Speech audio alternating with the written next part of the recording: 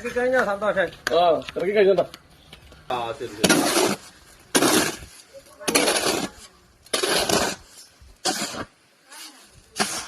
ശരി.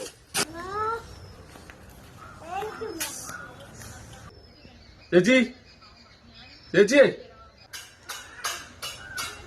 എന്താ മോനെ? അപ്പുറത്ത് കട്ട കൊണ്ടുവന്നായിരുന്നേ.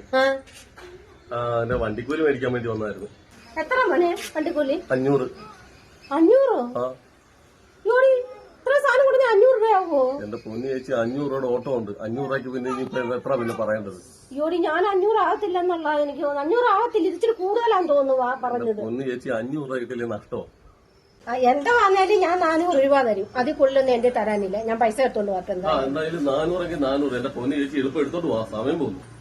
പൊന്നു ചേച്ചി എളുപ്പം കൊണ്ടുപോവാ, വേറെ ഓട്ടോ ഉള്ളതാ, ഒന്നാമത് സമയവും ഇല്ല. 400 400 കൊണ്ടുപോവാ. ഓട്ടെ ഇനി വേണ്ടേ, ഇനി മേലെ എന്നെ ഓട്ടോ ഒന്നും വിളിച്ചേക്കും.